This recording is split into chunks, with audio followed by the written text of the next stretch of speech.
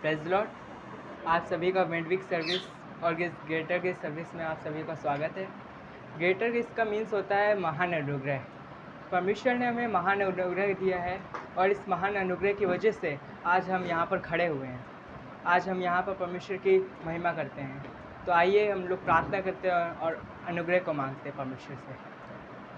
धन्यवाद पिता परमेश्वर, एक बार फिर से तेरे सम्मुख आते हैं पिता परमेश्वर। इस सुंदर से समय के लिए पिता परमेश्वर हम प्रार्थना करते हैं पिता परमेश्वर। आपने पिता परमेश्वर महान अनुग्रह दिया है पिता परमेश्वर हमको। प्रार्थना करते हैं पिता परमेश्वर, आज आपके अनुग्रह की वजह से हम लोग यहाँ पर इकट्ठे होते हैं पिता परमेश्वर। आपकी महिमा करते हैं पिता परमेश्वर, ऐसी हम प्रार्थना करते हैं पिता परमेश्वर। आपके अनुग्रह को पिता परमेश्वर हम प्रार्थना करते हैं, अनुग्रह को मांगते हैं पिता परमेश्वर। हम प्रार्थना करते हैं पिता परमेश्वर, जो लोग आए हैं पिता परमेश्वर इस मौसम की बारिश में पिता परमेश्वर, प्रार्थना करते हैं उनको सही सलामत लेके आए पिता परमेश्वर, इसके लिए धन्यवाद देते पिता परमेश्वर। प्रार्थना करते हैं पिता परमेश्वर, जो लोग आ रहे हैं रास्ते में पिता परमेश्वर, उनको भी सही सलामत लेके आने पाए पिता परमेश्वर। प्रार्थना करते हैं पिता परमेश्वर कि आज का वचन पिता परमेश्वर अभिषिक्त होने पाए पिता परमेश्वर, आपकी ओर से हो पिता परमेश्वर, आपका पिता परमेश्वर सामर्थ हो और आपके शब्द हो पिता परमेश्वर, ऐसी प्रार्थना करते हैं पिता परमेश्वर। वर्शिप के लिए प्रार्थना करते हैं पिता परमेश्वर, हम लोग दिल से आराधना करें पिता परमेश्वर, ऐसी प्रार्थना करते हैं पिता परमेश्वर। आज हम आपकी आराधना करें तो पिता परमेश्वर डिस्टर्बेंस कम से कम हो पिता परमेश्वर, ऐसी प्रार्थना करते हैं। सारी बातों को हम आपके हाथों में देते हैं, आगे के समय को हम आपके हाथों में देते हैं, यीशु मसीह के नाम से मांगते हैं, आमीन। गुड इवनिंग, मिडवीक सर्विस में आप सभी का स्वागत है। आइए हम परमेश्वर की आराधना करेंगे और कुछ गीतों को गाएंगे।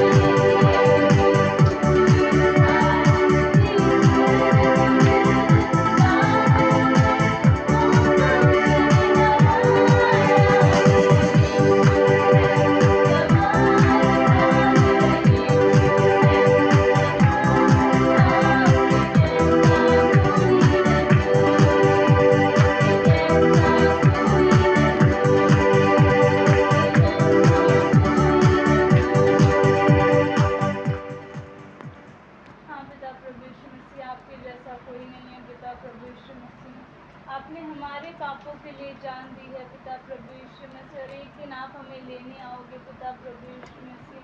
हम ये विश्वास करते हैं पिता प्रभु यीशु मसीह, और हम धन्यवाद देते हैं पिता प्रभु यीशु मसीह उस बलिदान के लिए जो आपने हमसे हमारे लिए दिया है पिता प्रभु यीशु मसीह, और उस प्रेम के लिए जो आपने हमसे किया है पिता प्रभु यीशु मसीह। आज के इस समय में पिता प्रभु यीशु मसीह हम हाथ उठाकर धन्यवाद देते हैं पिता प्रभु यीशु मसीह। सारा आदर सारी महिमा आपको देते हैं पिता प्रभु यीशु मसीह। और यीशु मसीह आपने हमें मौत से छुड़ाया है पिता प्रभु यीशु मसीह। हम धन्यवाद देते हैं हर एक कार्य के लिए जो आपने हमारे लिए किया है पिता प्रभु यीशु मसीह, और पूरे दिल से आपको महिमा देते हैं पिता, धन्यवाद देते हैं यीशु मसीह के नाम से, आमीन।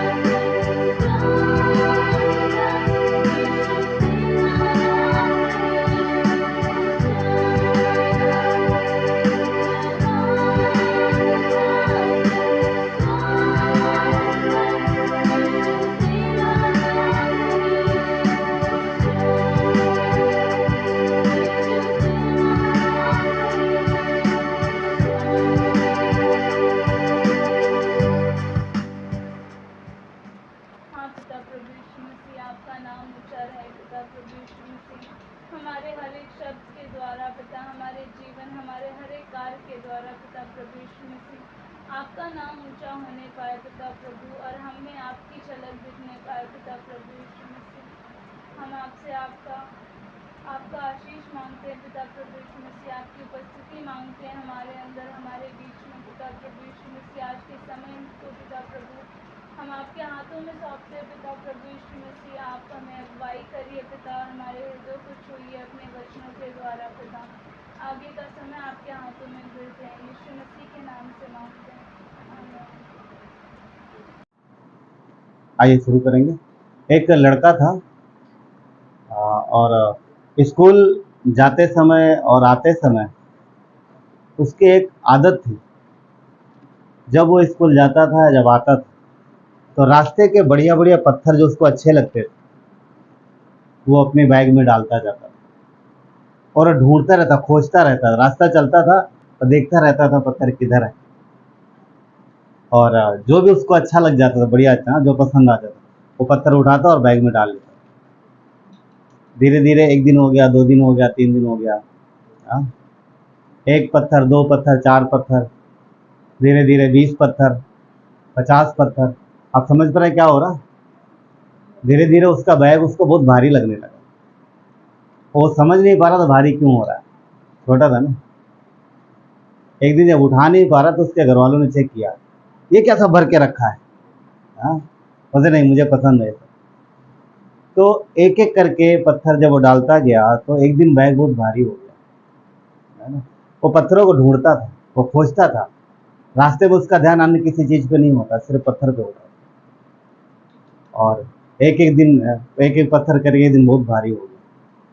कुछ चीजें होती हैं इंसान के जीवन में, अगर वो अच्छी हैं तो आपके लिए उन्नति लेके आएंगी, और अगर वो चीजें अच्छी नहीं है, या वो आदतें अच्छी नहीं है, या व्यक्ति अच्छे नहीं है, तो फिर एक दिन वो भारी हो जाए। इतना भारी शायद बोझ उठाना मुश्किल हो जाए। तो प्रेतों का काम 13 अध्याय देखते। प्रेतों का काम 13 अध्याय और वचन 16 से आगे देखेंगे हम लोग।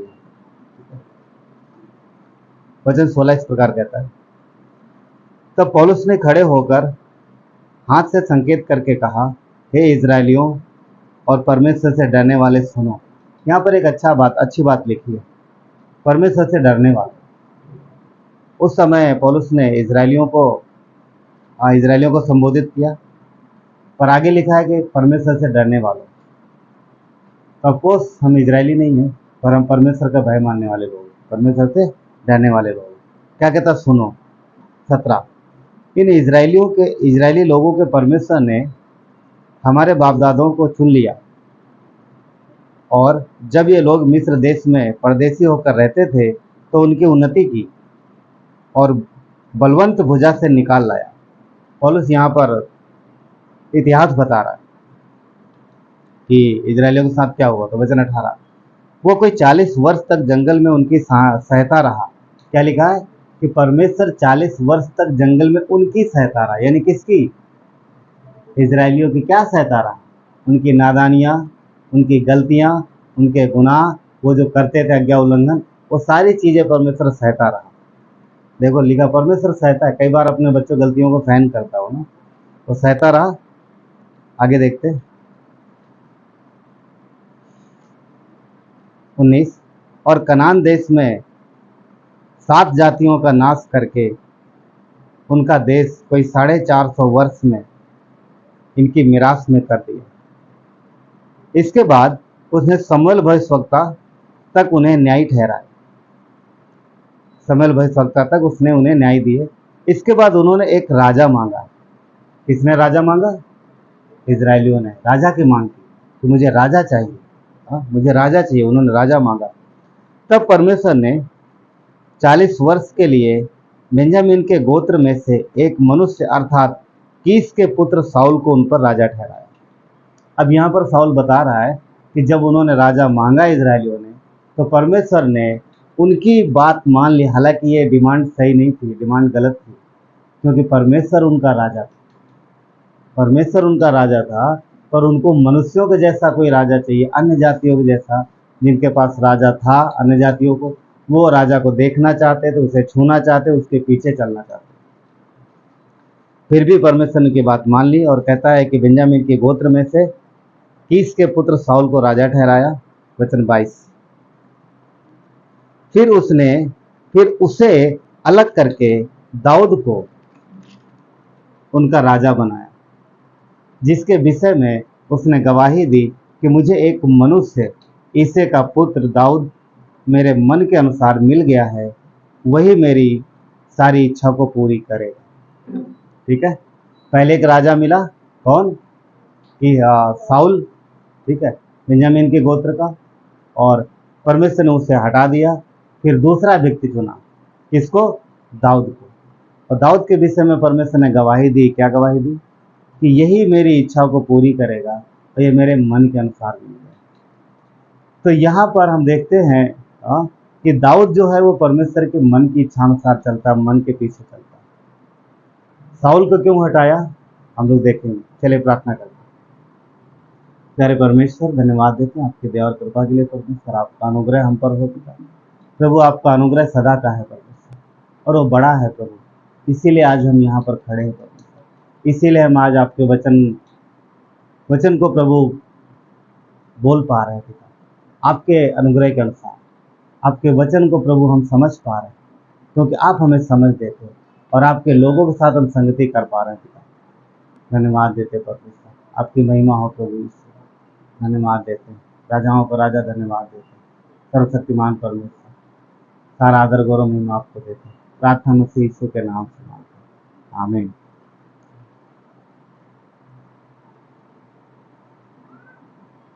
कंटिन्यू, ठीक है। तो हम लोग यहाँ देखते हैं कि पौलुस ने कुछ बातें बताई हैं प्रेरितों काम की पुस्तक में कि इजरायलियों को परमेश्वर निकाल के लाया, 40 साल तक उनकी सहता रहा, उनकी नादानियाँ सहता रहा, उनकी गलतियाँ सहता रहा। फिर उन्होंने राजा मांगा और परमेश्वर ने उन्हें राजा दिया। हालांकि यदि आप पढ़ोगे पहला शमूएल में यदि आप पढ़ोगे तो जब इजरायली राजा मांग रहे थे तो परमेश्वर ने एक बात बोली शमूएल को, पता क्या कहा? शमूएल बहुत दुखी था, बहुत नाराज भी था इस बात को लेकर के कि तुम्हें राजा की क्या जरूरत, तुम राजा क्यों मांग रहे हो, परमेश्वर तुम्हारा राजा है। फिर भी उन्होंने हट किया और शमूएल ने उनकी बात परमेश्वर तक पहुंचाई। तो परमेश्वर ने शमूएल को एक बात बोली थी, पता क्या बोला था? कि तो चिंता मत कर, इन्होंने मुझे रिजेक्ट किया, इन्होंने राजा मांगकर मुझे रिजेक्ट किया है, इन्होंने तुझे नहीं मुझे रिजेक्ट किया, मेरा इनकार किया, फिर भी मैं इन्हें राजा दूंगा। और उसने राजा दिया, परमेश्वर ने उनको राजा दिया। और राजा जो दिया वो कौन था? पहला व्यक्ति, पहला राजा इजराइल का, अभी हम लोगों ने पढ़ा, पहला राजा कौन था? साउल था। साउल के विषय में थोड़ा देखते हैं हम लोग चलेंगे पहला शमूएल अध्याय 9 में, पहला शमूएल अध्याय 9 में देखेंगे हम लोग। यहाँ पर साउल के विषय में कुछ चीजें लिखी हुई है। देखिए वचन 9, अध्याय 9 का वचन 1, क्या लिखा है? बेंजामिन के गोत्र में कीस नाम का एक पुरुष था जो अहीब के पुत्र बकोरत का परपोता और सोसोर का पोता और अबीएल का पुत्र था। वो एक बेंजामिनी पुरुष का पुत्र और बड़ा शक्तिशाली सूरमा था। एक चीज देखते हैं आप, कई बार अक्सर बाइबल बहुत अच्छे से इंट्रोड्यूस, मतलब बहुत अच्छे से परिचय देती ताकि कोई गड़बड़ ना हो। एक ही नाम के दो व्यक्ति हो तो कहीं कंफ्यूजन ना हो। उसने 2-3 पीढ़ी का नाम बता दी, इसका बेटा, उसका परपोता। कितना अच्छा, क्लियर बता दिया। और वो आगे वचन 2 क्या कहता है? उसके साउल नामक एक जवान पुत्र था जो सुंदर था और इजराइलियों में कोई भी उससे बढ़कर सुंदर नहीं था। यानी अगर इंडिया में क्या होता, मिस इंडिया का प्रोजेक्ट रखते हैं और ऐसा मिस यूनिवर्स भी होता है। अगर पुरुषों की प्रतियोगिता इजराइल में होती तो वो टॉप 1 पे आता ना, सुंदर में सबसे सुंदर था लिखा है, और उससे बढ़ के कोई भी ना था। आगे लिखा है वो इतना लंबा था कि दूसरे लोग उसके कंधे तक आते थे। कितना लंबा था ना, सुंदर था, लंबा था, और वो देखने में बहुत अच्छा था और वो राजा बनने के योग्य था। ठीक है, राजा बनने के योग्य था। देखते हैं यहाँ पर वचन, हम लोग इसको पढ़ लीजिएगा बाद, आगे हम लोग देखते हैं। ठीक है, आगे कहता है कि वचन 8 देखेंगे, वचन 8 देखते हैं। चलिए उसके पहले थोड़ा समझ लेते हैं, इसको पढ़ेंगे। तो परमेश्वर ने इसको चुना और साउल को चुना, और वचन 3 कहता है कि साउल के पिता की गदहियाँ खो गई थी, उसके साथ पिता का व्यापार होगा, तो उसको भेज दिया गया।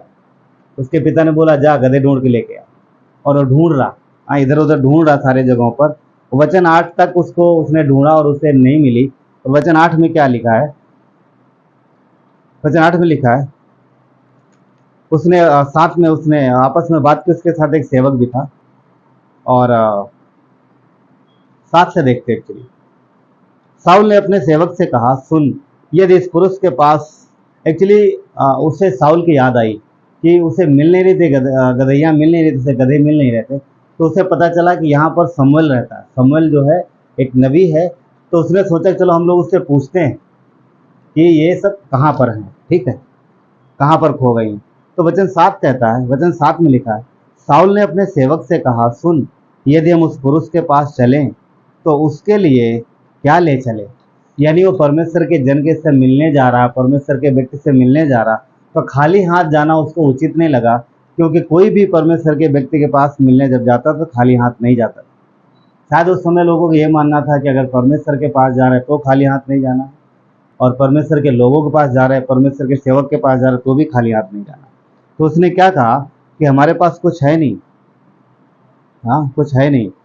आगे लिखा देख हमारी रोटियों थैलियों की रोटियां भी चुक गई, यानी रोटी होती तो उसको रोटी भी दे देते।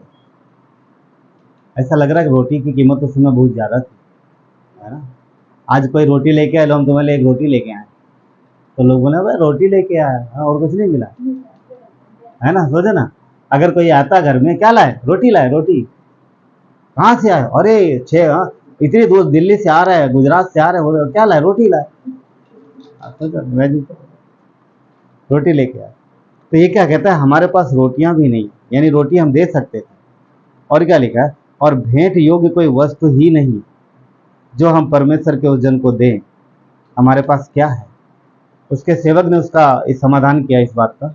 वचन 8 कहता है सेवक ने फिर साउल से कहा मेरे पास तो एक साकेल चांदी के चौथाई है, वही मैं परमेश्वर के जन को दूंगा कि वो हमको बताए कि ये जो हम खोज रहे हैं गधों को वो कहाँ पर है।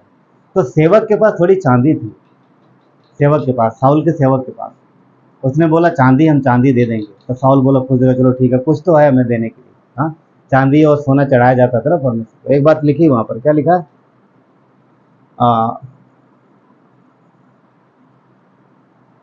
वचन 7 में लिखा है कि भेंट के योग्य कोई वस्तु नहीं है, यानी कुछ भी नहीं दे सकते, कुछ भी नहीं दे सकते।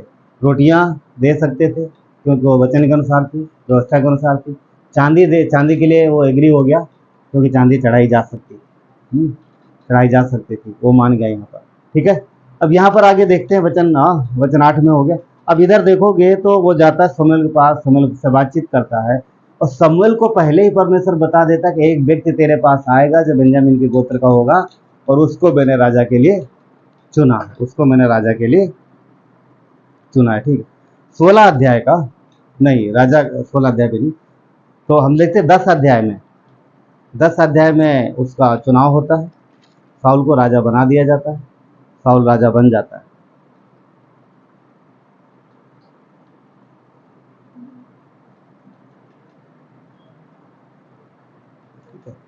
10 अध्याय का पहला वचन में तब शमूएल ने एक कुप्पी लेकर उससे तेल उसके सिर पर उड़ेला, तब शमूएल ने एक कुप्पी तेल लेकर उसके सिर पर उड़ेला और उसे चूम कर कहा कि इसका कारण ये नहीं कि यहोवा ने अपने निज भाग के ऊपर प्रधान होने के लिए तेरा अभिषेक किया। तो यहाँ पर इसका अभिषेक हो जाता है, हम देखते हैं। ठीक है, और शमूएल कुछ बातें बताता है, इसके जीवन पूरी होती है। हम लोग आगे बढ़ेंगे, आप लोग पढ़ लीजिएगा इस कहानी को पूरा। और मगर आप देखोगे कि जितनी जल्दी ये शमूएल राजा बनता है, उसके थोड़े दिन साउल जो है राजा बनता है। शमूएल ने इसे राजा बनाया और कुछ ही समय बाद में इसके जीवन में प्रॉब्लम शुरू हो जाती है। किसके जीवन में? साउल के जीवन में। साउल के जीवन में आत्मिक स्पिरिचुअल प्रॉब्लम शुरू हो जाता है, क्योंकि साउल की एक समस्या थी कि वो अपनी मर्जी से चलता था, अपनी मर्जी के अनुसार चलता था। उसने परमेश्वर की मर्जी को नहीं खोजा, परमेश्वर की मर्जी को उसने अपने जीवन में लागू करना ज़्यादा इम्पोर्टेंट नहीं समझा। ठीक है, ज़्यादा इम्पोर्टेंट नहीं समझा और साउल जो है वो रिजेक्ट हो जाता है। 11 अध्याय में उसका चुनाव होता है और हम देखते हैं कि थोड़े ही समय बाद उसका रिजेक्ट हो जाता है। रिजेक्ट हो जाता है, उसको परमेश्वर इनकार कर देता है। परमेश्वर इनकार कर देता है। ये आपको 13 अध्याय में मिलेगा। 13 अध्याय में अगर देखेंगे तो 13 अध्याय का वचन 13 में कहता है, 13 अध्याय का 13 वचन, शमूएल ने साउल से कहा, तूने मूर्खता का काम किया है, तूने अपने परमेश्वर की आज्ञा को नहीं माना, नहीं तो यहोवा तेरा राज्य इजरायलियों के ऊपर सदा स्थिर रखता, परंतु अब तेरा राज्य बनाना रहेगा। यहोवा ने अपने लिए एक ऐसा पुरुष ढूंढ लिया है जो उसके मन के अनुसार है, और यहोवा ने उसी को अपनी प्रजा का प्रधान होने के लिए ठहराया है, क्योंकि तूने यहोवा की आज्ञा को नहीं माना। यहाँ पर एक बात लिखी, पता क्या, कि परमेश्वर ने एक ऐसा पुरुष ढूंढ लिया जो उसके मन के अनुसार। क्या यही बात पौलुस ने नहीं नोट की थी वहां पर प्रेरितों काम में जब हम लोगों ने पढ़ा था? और यहाँ पर शमूएल ने क्या कहा कि साउल, तूने परमेश्वर की आज्ञा नहीं मानी, इसलिए तेरा इनकार किया जाता। परमेश्वर ने इनकार कर दिया। एक चीज आप देखोगे कि साउल का क्यों इनकार हुआ, साउल को क्यों इनकार किया परमेश्वर ने? साउल क्यों इनकार किया परमेश्वर ने? क्योंकि साउल ने परमेश्वर को सीरियस नहीं लिया, उसकी इच्छा को सीरियस नहीं लिया, उसने अपनी ही अभिलाषा पर अपने मन के पीछे गया। अब देखोगे 10 अध्याय में उसका चुनाव होता है और 11 अध्याय में ही उसने 13 अध्याय में उसने परमेश्वर की इच्छा के विरुद्ध काम किया और 13 अध्याय में उसने गड़बड़ी की और परमेश्वर की इच्छा अनुसार कार्य नहीं किया। और परमेश्वर ने 13 अध्याय में भी, शमूएल ने 13 अध्याय में भी उसको डांट लगाई है, मगर वो अस्वीकार किया गया, वो अस्वीकार किया गया। दूसरी तरफ प्रेरितों काम में 2 लोगों का जिक्र हुआ है। साउल ने 2 व्यक्तियों का जिक्र किया है, पौल ने 2 व्यक्तियों का जिक्र किया है। एक साउल था और दूसरा दाऊद का। तो हम देखते हैं कि साउल को रिजेक्ट किया गया क्योंकि साउल अपनी इच्छा अनुसार के जा रहा था, उसने परमेश्वर की इच्छा को नहीं खोजा, परमेश्वर की इच्छा को नहीं ढूंढा। आज जिस विषय में हम लोग बात कर रहे हैं वो विषय है, आप क्या खोज रहे हैं, यानी हम क्या खोज रहे हैं। ठीक है, साउल क्या खोज रहा था? साउल के जीवन का पढ़ो, उसने एक ही चीज खोजी है, उसकी मन की इच्छा, उसके मन के अनुसार। दाऊद को राजा चुना जाता है, दाऊद राजा परमेश्वर के उसके मन के अनुसार। मगर साउल क्यों रिजेक्ट हुआ? दाऊद के विषय में बाद में बात करेंगे, आज हम लोग साउल के विषय में देख रहे हैं। साउल क्यों रिजेक्ट हुआ? क्योंकि साउल ने परमेश्वर की इच्छा को नहीं खोजा, परंतु अपनी ही इच्छा का पीछा किया और उसे ही पूरा करने के लिए जितना समय उसे दिया गया उतना समय उसने वही कार्य किया। जब भी अब देखो 13 अध्याय में पढ़ोगे तो वहां पर बलिदान के विषय में बात है। परमेश्वर ने कई सारी चीजें बोली थी कि ये बलिदान चढ़ाना, वहां पर उसने ऐसा नहीं किया। और वहां पर शमूएल को आना था, शमूएल को बलिदान चढ़ाना था, उसने स्वयं हुई बलिदान वो चढ़ा दिया। साउल ने परमेश्वर की इच्छा को पूरा नहीं किया। 13 अध्याय के वचन में अगर हम लोग देख लें थोड़े समय के लिए, 13 अध्याय वचन अगर 8 देखते हैं, कहता है कि शमूएल ठहराए हुए समय में अर्थात 7 दिन तक वाड़ जोता रहा। वो शमूएल ने वो लिखा, यानी साउल शमूएल के ठहराए हुए समय तक अर्थात 7 दिन तक वाड़ जोता रहा, परंतु शमूएल गिलगाल में ना आया। ये आपको एक्चुअली जब उसको चुना जा रहा था तब उसने शमूएल ने बोला था कि तू गिलगाल को मुझसे पहले जाएगा और मेरा इंतजार करना, 7वें दिन मैं आऊँगा, 7वें दिन मैं आऊँगा, तब तक मेरा इंतजार करना। ये आपको मिलेगा 9 अध्याय के वचन 8 वचन में, जहाँ पर इसका 10 अध्याय के जहाँ पर इसका अभिषेक हो रहा। लास्ट में शमूएल इसको बोलता है वचन 8 में, कहता है तू मुझसे पहले गिलगाद को जाना और होम बलि और मेल बलि चढ़ाने के लिए मैं तेरे पास आऊँगा। तो 7 दिन तक मेरी बाट जोते रहना, तब मैं तेरे पास पहुँचकर तुझे बताऊँगा कि तुझे क्या करना है। तो शमूएल ने साउल को स्पष्ट बोला था कि 7 दिन तक मेरा इंतजार करना, मैं होम बलि चढ़ाऊंगा परमेश्वर को, उसके बाद मैं तुझे बताऊंगा कि तुझे क्या करना है। अब सीन देखिए यहाँ पर 13 अध्याय में वो दिन है आज जब शमूएल को आना है। अब 7वां दिन आ गया है पर शमूएल अभी तक नहीं आया है। और साउल की टेंशन पता क्या है? साउल की टेंशन ये है कि फिलिस्तियों ने चढ़ाई कर दी है और लोग जो उसके पास इकट्ठा हुए थे, जो फिलिस्तियों से लड़ने के लिए, दुश्मन से लड़ने के लिए, तो क्योंकि ये 7 दिन तक इंतजार कर रहे थे, तो साउल की समस्या ये है कि जो लोग हैं वो इधर उधर जाने लगे, यानी कुछ लोग चले गए, कुछ लोग इधर, कुछ लोग उधर। तो साउल क्या देख रहा है कि यार मेरी फौज कम हो रही है, मेरे लोग कम हो रहे हैं, हम कैसे लड़ेंगे इनसे, हम हार जाएंगे। क्यों? क्योंकि मेरी सेना कम होती चली जा रही। तो आखिर में वो क्या लिखा है, वचन 8 हम लोगों ने पढ़ा 13 अध्याय का,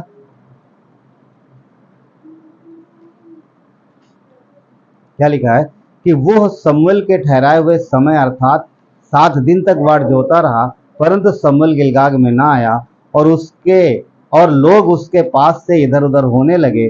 तब देखे, हाँ, जब लोग इधर उधर होने लगे उसे डर सता रहा था कि मेरी सेना कम हो जाएगी। वचन 9 में क्या लिखा है? तब साउल ने कहा, होम बलि और मेल बलि मेरे पास लाओ। कौन बोल रहा है? साउल बोलता है होम बलि और मेल बलि मेरे पास लेके आओ। होम बलि और मेल बलि किसको चढ़ाना था? शमूएल को। शमूएल ने बोला था मेरा इंतजार करना, मैं आऊँगा और मैं होम बलि और मेल बलि चढ़ाऊँगा, उसके बाद मैं बताऊँगा कि तुम्हें क्या करना है। अब इसके दिमाग में ये था कि परमेश्वर को होम बलि मेल बलि चढ़ा देंगे, बस हमारा काम हो जाएगा। शमूएल तो आया नहीं, भेंट में ही चढ़ा देता। ठीक, अब देखिए वचन 10, ज्यों ही वो होम बलि चढ़ा चुका तो क्या देखता है कि शमूएल आ पहुंचा। जैसे उसने चढ़ा के सब फिनिश कर दिया तब तक शमूएल आ गया। थोड़ा अलग नहीं लग रहा कि थोड़ी देर पहले क्यों नहीं आया? परमेश्वर कुछ इस प्रकार का, वो हमारे धीरज को भी परखता है। साउल के धीरज की परख हो रही थी।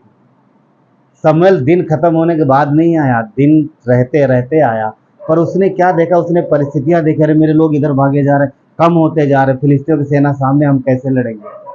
तो उसने स्वाभाविक आंखों से देखा।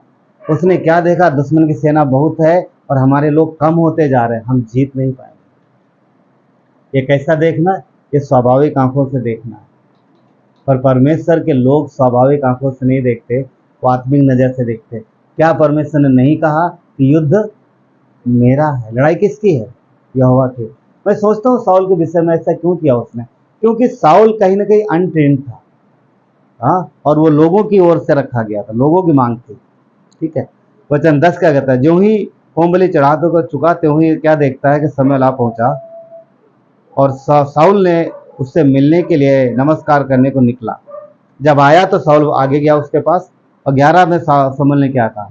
शमूएल ने पूछा तूने क्या किया है?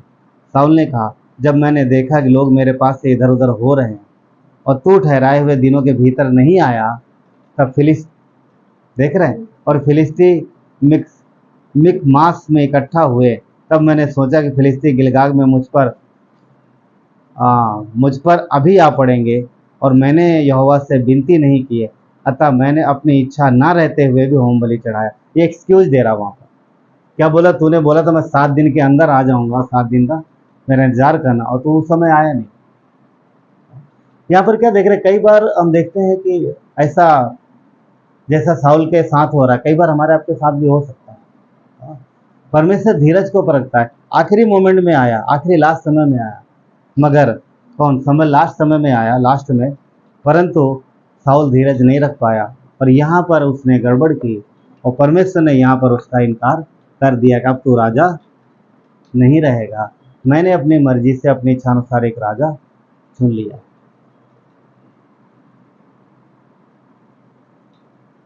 साउल ने यहाँ पर अपनी समझ और अपनी सामर्थ्य का सहारा लिया, क्योंकि वो क्या देख रहा था? वो ये देख रहा था लोग मेरे पास से जा रहे हैं और अब क्या होगा? अगर सब चले गए और शमूएल नहीं आया तो फिर क्या होगा, फिलिस्ती आएंगे और मुझे मार देंगे। थोड़े समय पहले मैं अभी भी राजा बना हूँ और अभी मेरा काम खत्म हो जाएगा, ठीक है। मगर फिर भी परमेश्वर अनुग्रह देता है, अनुग्रह देता है। लिखा है वहाँ पर प्रेरितों काम में पौलुस ने क्या बोला, 40 साल के लिए एक राजा चुना, ठीक है। अब यहाँ पर इनकार कर दिया गया, मगर फिर भी ये राजा बना रहता है काफ़ी लंबे समय तक। और हम जानते हैं, आप पढ़ोगे कि साउल जो है 40 साल तक राजा रहा। यहाँ पॉइंट ये है कि इसका इनकार क्यों हुआ। अगर ये परमेश्वर की नज़र में सही करता और परमेश्वर के वचन के अनुसार सोचता तो क्या इसका इनकार होता? नहीं होता, आज नहीं होता। अगर परमेश्वर के दृष्टि में सही होता तो इसको परमेश्वर इनकार नहीं करता और ये राजा बना रहता। इसके बाद दाऊद का चुनाव होता है। हम सब जानते हैं दाऊद को चुना गया 16 अध्याय में, हाँ आप पढ़ लीजिएगा। दाऊद का चुनाव होता है, परमेश्वर दाऊद को चुनता है और दाऊद को जब चुन लिया जाता है तब इसको जब पता चल जाता है, एक्चुअली 17 अध्याय के बाद पता चलता है। 17 अध्याय में क्या हुआ है पहला शमूएल में, किसी को नहीं याद है? 17 अध्याय में फिलिस्तियों ने चढ़ाई की है इजराइल पर और 40 दिन तक एक व्यक्ति इजरायलियों को ललकारता रहा और कोई भी डर के मारे वहां नहीं गया। और एक लड़का वहां पर जाता है और उस फिलिस्ती को मारता है। कौन है वो? गुलायत। तो 16 अध्याय के बाद जब दाऊद की जय जयकार होती है तब वो इसके मन में क्या पैदा होता है? जलन। क्यों? क्योंकि राजा तो मैं हूं, प्रजा उसकी महिमा करे। राजा तो मैं हूं और उसका गुणगान हो रहा, मेरा नाम होना चाहिए, मेरी तारीफ होनी चाहिए, तो लोग उसकी महिमा कर रहे। इसके बाद से हम देखते हैं कि साउल ने मारने का प्रयास किया। किसको? दाऊद को। दाऊद को खत्म करने का प्रयास किया। और इसके बाद, इस घटना के बाद में उसका ज्यादातर फोकस रहा है कि किस तरीके से दाऊद को खत्म करे। और ये जलन और ये ईर्षा ये बढ़ती गई। और दूसरी बात, उसके मन में एक चीज और पैदा हो गई थी, पता? लालच। किस बात का? कि मैं राजा बना हूं तो राज्य मेरे पास ही रहना चाहिए और कोई व्यक्ति इस राज्य को लेने ना पाए। जब उसे पता चला कि दाऊद को चुन लिया गया है तो उसने क्या कोशिश किया कि मैं दाऊद को खत्म करूंगा, राज्य मेरे पास रहेगा, फिर मेरे संतान पास जाएगा, फिर उसके संतान पास जाएगा। साउल ने कोशिश की थी, पता क्या? साउल चाहता था कि राज सिंहासन जो है, जो राज्य है, वो सदा और सदा के लिए पीढ़ी दर पीढ़ी उसी का बना रहे। ये उसने अपनी ताकत से, अपनी बुद्धि और अपनी ताकत से हासिल करने की कोशिश की। और इसके लिए उसने क्या किया पता? इसके लिए उसने अपना सारा फोकस, सारी ताकत, सारी सेना लगा दी किस चीज को?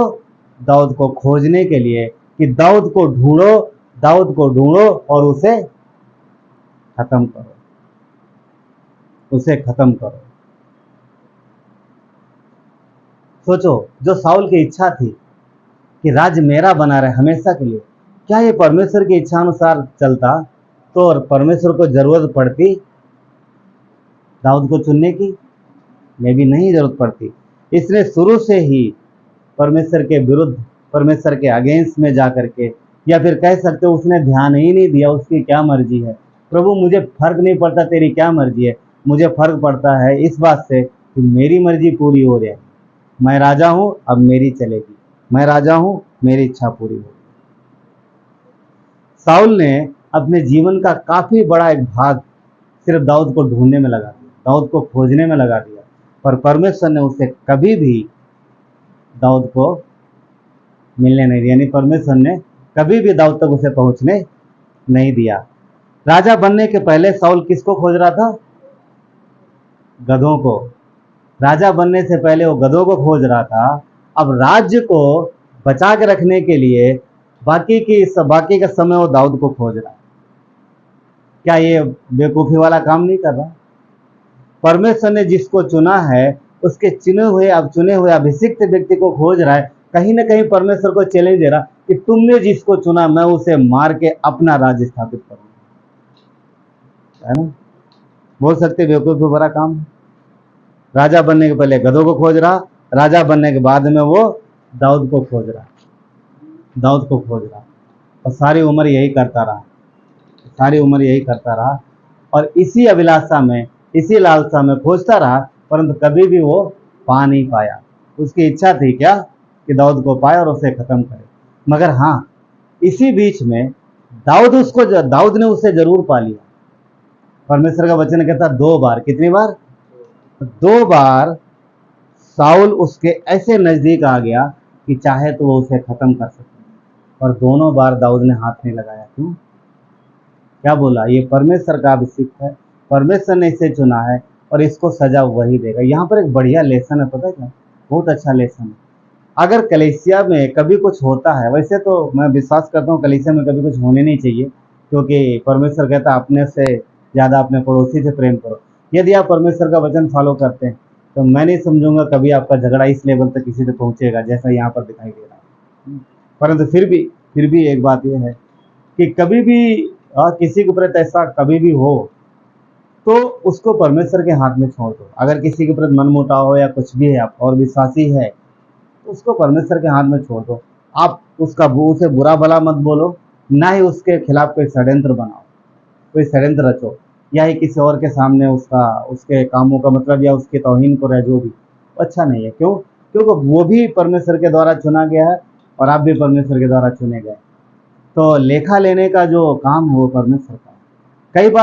कई बार नोट किया होगा कि विश्वासी में कुछ हो जाता है और एक दूसरे की बुराई करते हैं।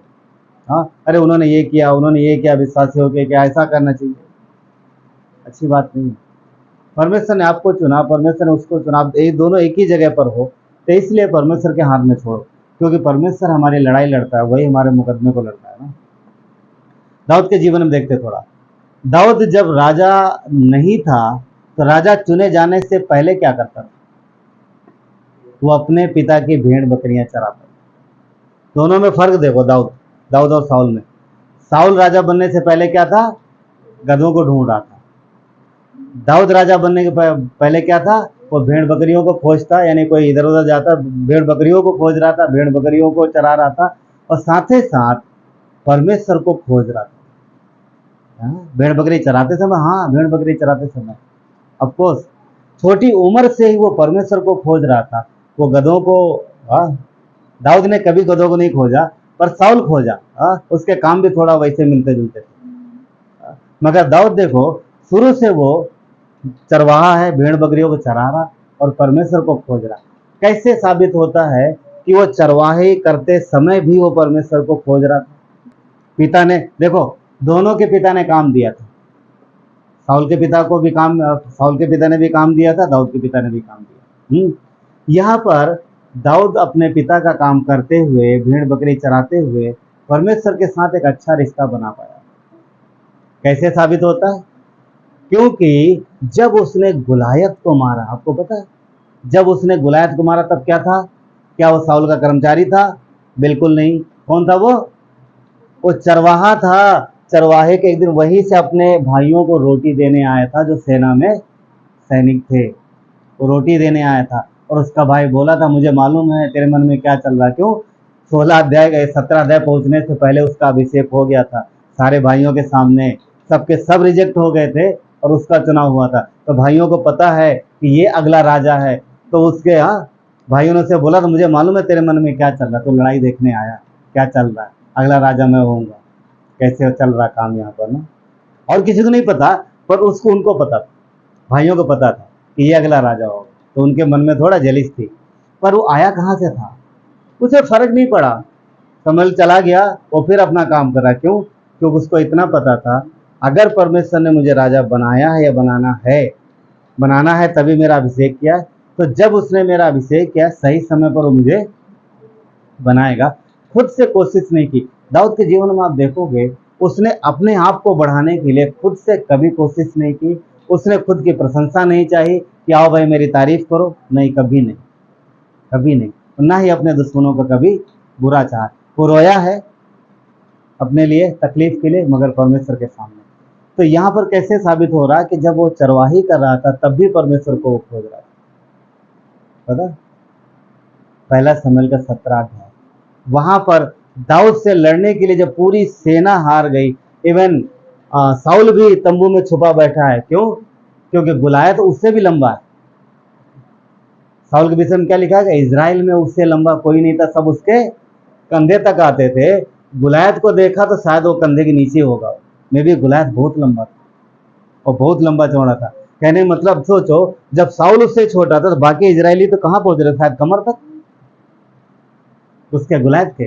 सब छोटे छोटे छोटे छोटे लग रहे होंगे, और वो पहाड़ जैसा एकदम, हाँ, दानों जैसा शरीर वैसा।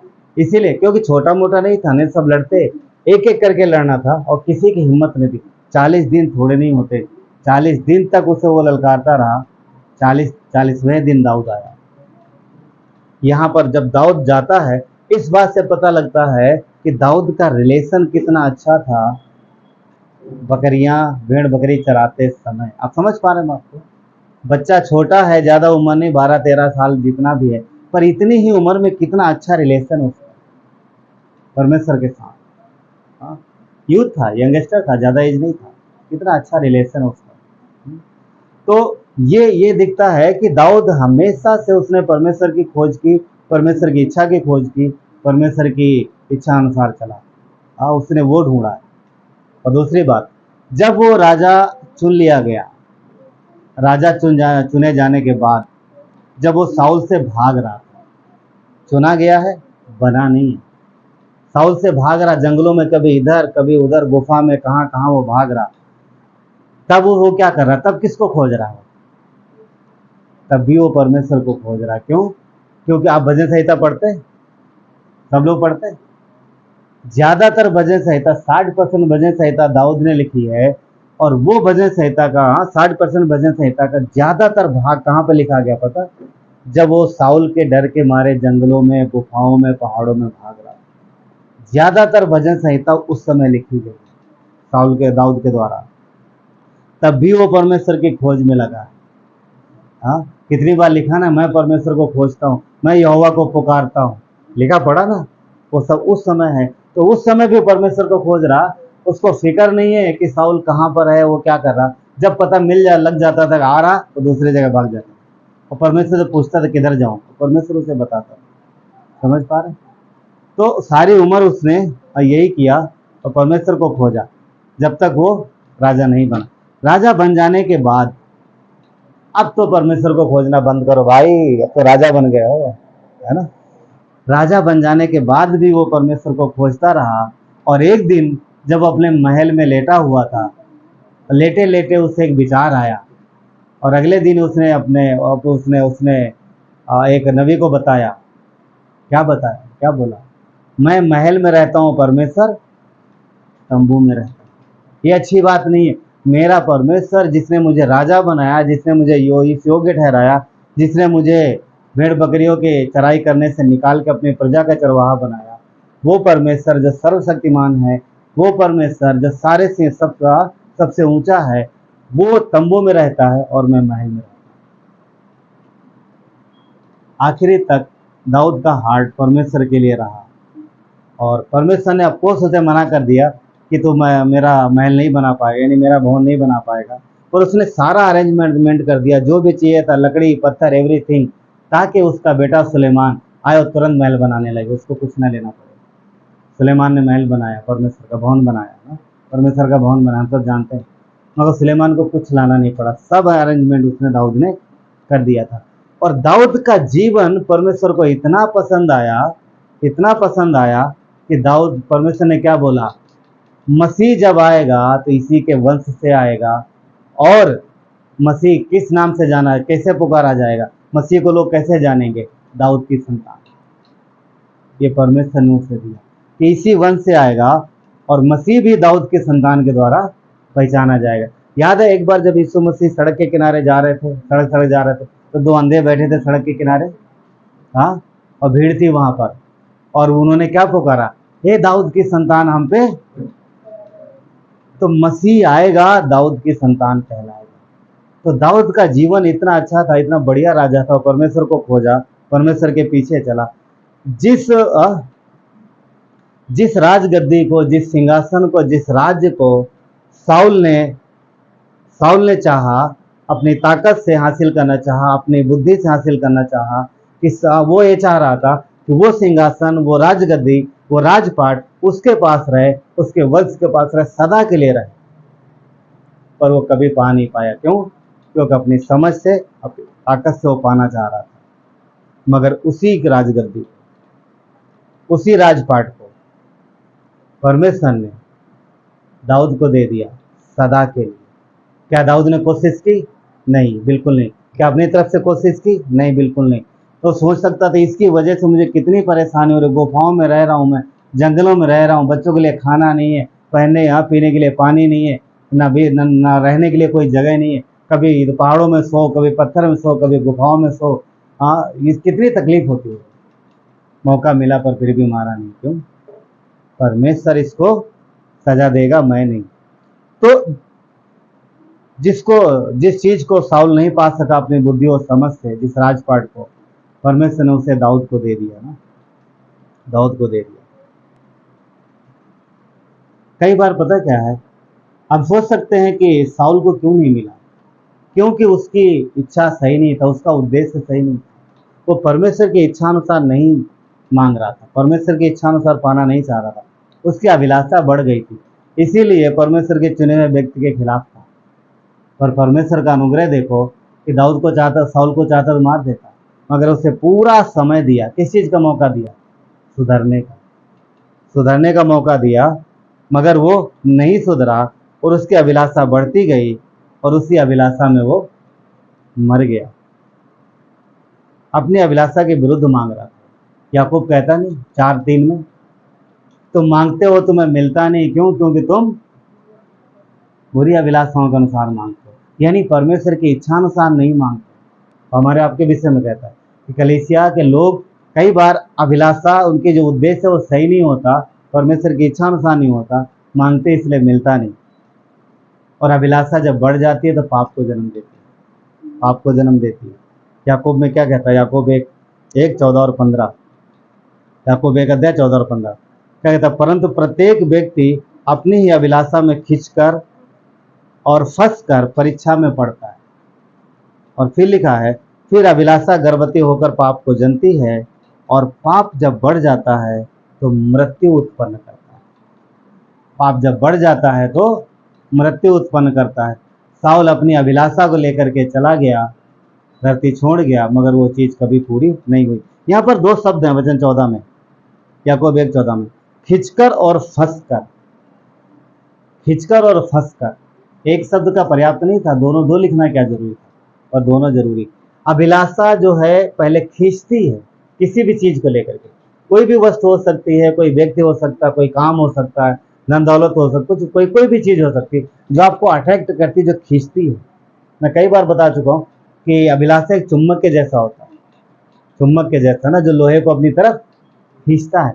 ऐसी लालसा होती है, ऐसी अभिलाषा होती है, और शैतान अभिलाषा डालता है हमारे और आपके हृदय में। खींचे चले जाओगे आप, खींचो, वो खींचता है अपनी तरफ, और जब खींच लेता है तो उसके बाद लिखा है वो फंसा लेता है। फंसाने के विषय में किसकी बात करता है? बहेलिया। बहेलिया जैसे पक्षियों को फंसा लेता है, और पक्षी जब जाल में फंस जाते हैं, और फंसने के बाद जितना वो फड़फड़ाते हैं उतना और ज्यादा फंसते चले जाते हैं। तो अभिलाषा ऐसी ही है। अभिलाषा किसी भी चीज की हो सकती है, किसी वस्तु की हो सकती है, किसी व्यक्ति की हो सकती है, कोई भी आदत लग सकती है जो आपको खींचेगी और आप बाहर निकलना चाहोगे, निकल नहीं। और क्या कहता है कि अभिलाषा पाप को जन्म देती है, और पाप जब बढ़ जाता है तो फिर मृत्यु को जन्म देता है, मृत्यु को जन्म देता है। तो क्या अभिलाषा से निकलने का कोई हल नहीं है? है, परमेश्वर की तरफ से है। फिलिपियों का 4:13 क्या कहता है? जो मुझे सामर्थ देता है उसमें मैं सब कुछ कर सकता हूँ, मैं इस बुराई से भी निकल सकता हूँ। क्या परमेश्वर मदद करेगा? करेगा। क्या परमेश्वर चाहता है मैं बुराई से निकलूं बाहर? चाहता है, चाहता है। तो हम परमेश्वर से मदद मांगेंगे तो हमें बाहर निकाल लेता है। क्या साउल निकल सकता था इस अभिलाषा से? निकल सकता था, मगर कभी उसने कोशिश नहीं की। हालांकि उसका बेटा योनातान, उसने कई बार समझाने की कोशिश की, मगर वो नहीं माना, उसकी अभिलाषा बढ़ती गई।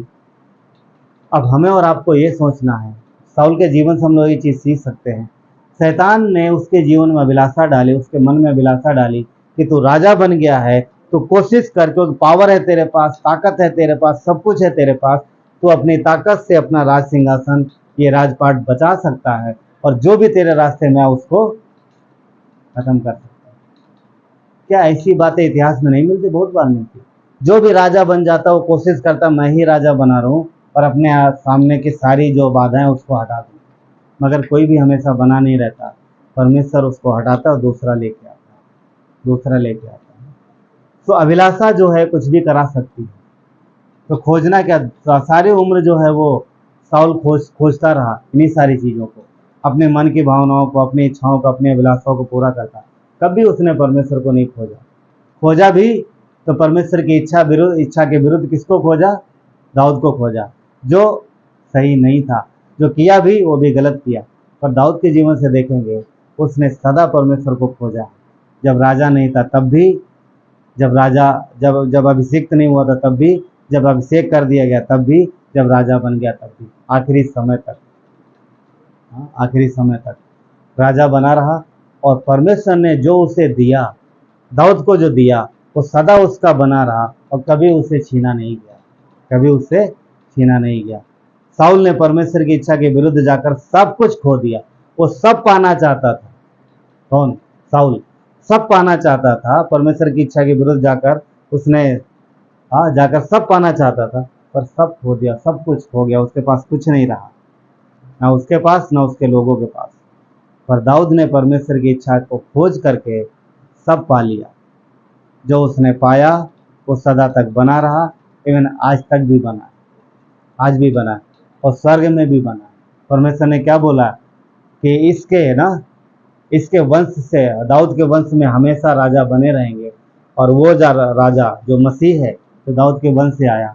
और उसके विषय में लिखा है कि इसके हाथ से कभी भी राजदंड नहीं छूटेगा और वो हमेशा राजाओं का राजा रहेगा। तो परमेश्वर ने जो दाऊद को दिया वो उसकी नम्रता की वजह से, और इस वजह से क्योंकि उम्र भर वो परमेश्वर को खोजता रहा, उसकी इच्छा को खोजता रहा। परमेश्वर को खोजना मतलब ये है कि परमेश्वर की इच्छा को खोजना और उसकी इच्छा को जानना और उसके अनुसार चलना। जब इस तरीके से चलते हैं तो परमेश्वर की योजना और प्लान पूरा होता है। साउल ने जब अपनी इच्छा अनुसार चलना शुरू किया तब दाऊद बीच में आया। समझ पा रहे? दाऊद पहले नहीं था सीन में। जब साउल ने गड़बड़ किया तब दाऊद आया कि परमेश्वर ने बोला ओके अब तो मेरी इच्छा अनुसार नहीं चल रहा, अब मैं देख रहा हूँ वो पर्सन, वो व्यक्ति। इसलिए हमें परमेश्वर के पीछे बने रहना है और उसको खोजना है, उसकी इच्छा को खोजना है, उसकी इच्छा को खोजना है। तो प्रभु आपको आशीष दे। चलिए प्रार्थना करते हैं। प्यारे परमेश्वर, धन्यवाद देते हैं आपकी कृपा और दया के लिए। प्रभु आपकी महिमा है, राजाओं का राजा धन्यवाद देते हैं प्रभु। आपने हमें अनुग्रह दिया है परमेश्वर, और हर दिन आप अनुग्रह देते हो प्रभु। साउल को भी आपने अनुग्रह दिया परमेश्वर, लंबा सा अनुग्रह दिया प्रभु। वो चाहता तो पश्चाताप करके सुधर सकता, परंतु उसने ऐसा नहीं किया। अगर वो सुधरता सच्चे हृदय से तो शायद दाऊद की जरूरत ना पड़ती, परंतु वो नहीं सुधरा और आपके विरुद्ध पाप किया। उसने अपनी मर्जी को खोजा, अपनी इच्छा के पीछे चला हो। परंतु उसी जगह हम दाऊद के विषय में देखते हैं कि दाऊद ने आपकी इच्छा को खोजा। पौलुस प्रकाशित उसमें प्रेरितों काम में कहता है कि उसने साउल का इनकार कर दिया और अपने मन की इच्छा अनुसार एक दूसरे व्यक्ति को चुन लिया, जो दाऊद। आप चाहता, आप देखते, आज भी आप देखते हो कि कौन आपके मन की इच्छा अनुसार चल रहा, कौन आपकी इच्छा अनुसार चल रहा। क्योंकि जब दाऊद भेड़ बकरी चरा रहा था तब वो आपकी इच्छा अनुसार जा रहा, तभी आपने उसे देख लिया, ये मेरी इच्छा अनुसार जा रहा। आप बचपन से ही अपने बच्चों पर नजर रखते हो, जरूरी नहीं कि बड़े हो जाने के बाद ही, नहीं, बचपन से आप नजर रखते हो, हर एक के जीवन को देखते हो। दाऊद को उस समय कोई नहीं देख रहा, परंतु आप देख रहे थे, आप देख रहे थे कि वो किस तरीके से, किस विश्वास योग्यता से अपने भेड़ बकरियों को चरा रहा और किस तरीके से वो आपके वचन को और आपकी आज्ञाओं को अपने जीवन में पालन कर। धन्यवाद परमेश्वर, आप ऊंचा उठाते हो। दाऊद ने सोचा नहीं होगा रोटी देते समय का अगला पल क्या होगा उसके जीवन में, परंतु वहीं से उसका जीवन बदल गया, एक ही दिन में, एक कुछ ही क्षण में। कई बार लंबा इंतजार हो सकता है, पर आप एक ही क्षण में सब कुछ बदल देते हो। पर धीरज रखना जरूरी है। साउल को 7 दिन धीरज रखना था, वो ठीक से धीरज नहीं रख पाया और आपकी इच्छा के विरुद्ध गया, क्योंकि मेल बलि चढ़ाना और होम बलि चढ़ाना वो याजक का काम या लेवियों का काम, ना वो याजक था ना वो लेवी था। धन्यवाद परमेश्वर कि प्रभु आप सिखाते हो कि हम धीरज रखें और आपके समय का इंतजार करें, क्योंकि परमेश्वर हमेशा टाइम पे रहता है, वो कभी लेट नहीं होता। धन्यवाद प्रभु यीशु, आपने समय पर, सही समय पर आपने हमें अपने राज्य में बुलाया। सही समय पर प्रभु आपने हम सबके जीवन में कार्य किया। कोई कह सकता है कि मैं बचपन से नहीं बुलाया गया, मैं बड़ी उम्र में बुलाया गया। कोई फर्क नहीं पड़ता है कि आप किस उम्र में जान रहे हो। फर्क इस बात से पड़ता है कि जानने के बाद आप क्या खोज रहे हो, क्या अपनी इच्छा के पीछे चल रहे हो या परमेश्वर की इच्छा को खोज रहे हो। इस बात का फर्क पड़ता है। प्रभु हम धन्यवाद देते